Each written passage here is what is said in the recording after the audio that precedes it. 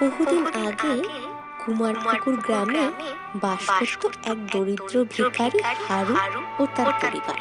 হারু যেমন রুগ্ন তেমনি ধীরজ, তাই কোনো কাজ সে করতে পারত না। যে চিনতে ভিক্ষে করে একবেলা খেতে পেত, আবার কখনো সারাদিন অভুক্ত থাকতে হতো তাকে আর তার পরিবারকে। অপরদিকে সেই গ্রামেরই সবচেয়ে ধনী ব্যক্তি ছিল মনোহর মণ্ডল। যেমন তার যশ তেমন প্রতিপত্তি, আর তেমন তিনি ছিলেন দানশীল।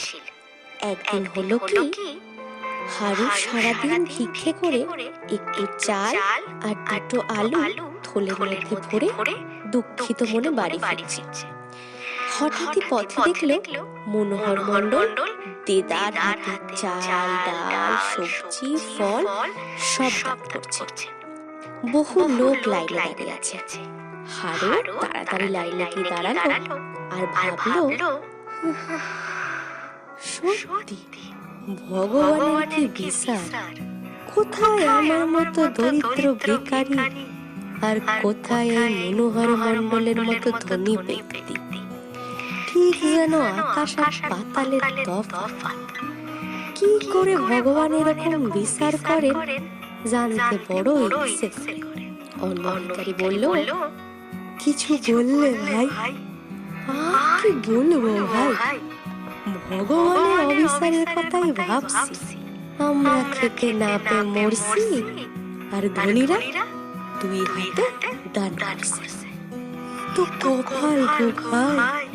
তবে যাই বলো, ধনীদের মন কিন্তু বেজায় ছোট হয়। আমাদের মনোহর মণ্ডলের মতো সকলের এমন বড় মন হয় না। তুমি থামো তো ভাইয়া, এত ধন সম্পদ থাকলে দান করা কি এমন বড় ব্যাপার? আজ্ঞে না ভাই, কথায় আছে টাকা থাকলেও মন থাকে না সবার। আর তাই তারা নিজের থেকে এক পয়সা দেওয়ার আগে 100 বার ভাবে। রাখো তোমার কথা, নিজের অনেক থাকলে দান করা এমন কিছু আহামরি ব্যাপার না। ব্যাপার হলো ভগবানের অবিচার। যদি ধনী করতে হয় সকলকেই করুক, না হলে কাউকেই না করুক। অন্য ভিখারি আর কথা বাড়ায় না। এইভাবে লাইন এগোতে এগোতে, তোমার কি হয়েছে? এত উদাস দৃষ্টিতে তুমি আমার দিকে তাকিয়ে কি দেখছো? না না, কিছু না প্রভু, আপনার সামনে কিছু বলার ক্ষমতা আমার নাই। আরে না না, একদম না।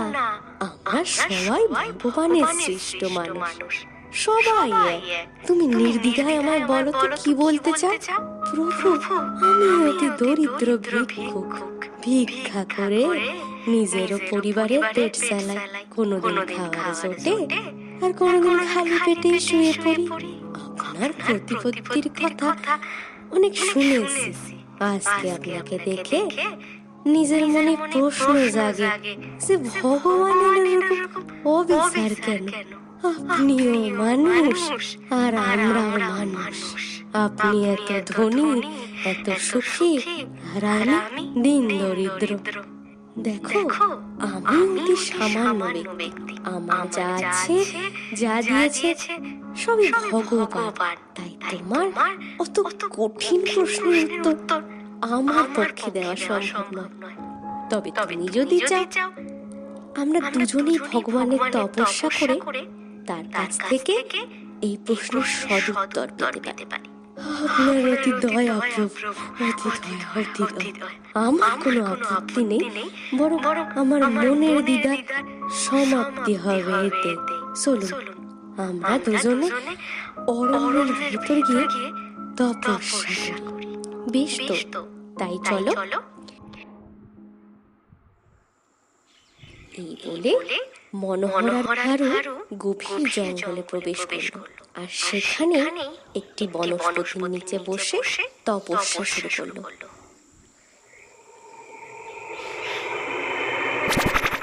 ওঠো বৎস, তোমাদের দুজনের তপস্যায় আমি সত্যি মুগ্ধ।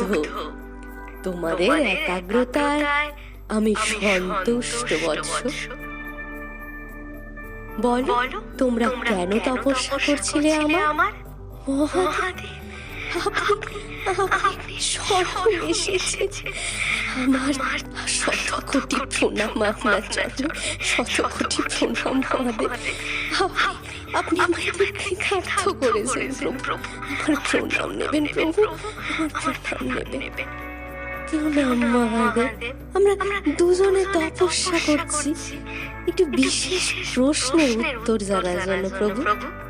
উত্তর জানার জন্য? কি এমন প্রশ্ন তোমাদের শুনি? মহাদেব, আমরা সকলে আপনার সৃষ্টি। আপনি সকলে একরকম করে গড়েছেন, কিন্তু আমাদের সকলের জীবনে এত তফাৎ কেন প্রভু? এই দেখুন, আমি অতি দরিদ্র ভিখারি, খেতে পাই কোনোদিন কিছুই পাই না। আর এই ব্যক্তি অতি ধনী, তার নিজের জন্য রেখেও সবাইকে বিলিয়ে দিতে পারেন এত ধনী। এরকম অবিচার কেন প্রভু? কেন এরকম অবিচার? ভক্তের প্রশ্ন শুনে বৎস, এসবই যে পূর্বজন্মের ফল। পূর্বজন্মের ফলস্বরূপ এই জন্মে কর্ম নির্ধারিত হয়। আগের জন্মে তুমি অতি ধনী ব্যক্তি ছিলে, আর এই মনোহর ছিল অত্যন্ত দরিদ্র ব্যক্তি। কিন্তু তাও তুমি সব সময় ঠাকুরের কাছে প্রার্থনা করতে যেন তুমি শুধু সকলের কাছ থেকে পাও, তোমায় যেন নিজের থেকে কখনো কিছু দিতে না হয়। তোমার ধন সম্পদ তুমি সবসময় নিজের কাছে রেখে কাউকে দান করার কথা কখনো মনে হয়নি তোমার। আর প্রভু, এই মনোহর আগের জন্মে অতি সজ্জন দরিদ্র ছিল। নিজে কিছু না থাকলেও সে সব সময় প্রার্থনা করত যেন সকলকে দান করতে পারে। সে ভগবানকে বলতো, আমার ধন সম্পদ দিও, যাতে আমি অন্যদের সেটা দিয়ে সেবা করতে পারি। আর তাই এই জন্মে সে সেই সুযোগ পেয়েছে। আর তুমি কেবল অন্যের থেকে দান নিয়ে জীবন নির্বাহ করছো। আমার ক্ষমা করুন মহাদেব, আমি নিজের ভুল বুঝতে পেরেছি, আর নিজের প্রশ্নের উত্তরও পেয়ে গেছি। এই বলে তারা দুজনে মহাদেবকে প্রণাম করার সঙ্গে সঙ্গে চোখ খুলে দেখে মহাদেব অদৃশ্য হয়ে গিয়েছে। হারু নিজের প্রশ্নের উত্তর পেয়ে মনোহরের কাছে ক্ষমা চেয়ে আর দুজনে পথ চলতে শুরু করে। গল্পটা ভালো লাগলে লাইক করুন, কমেন্ট করে জানান কেমন লাগলো, শেয়ার করুন নিজেদের বন্ধু বান্ধব আর রিলেটিভদের সঙ্গে।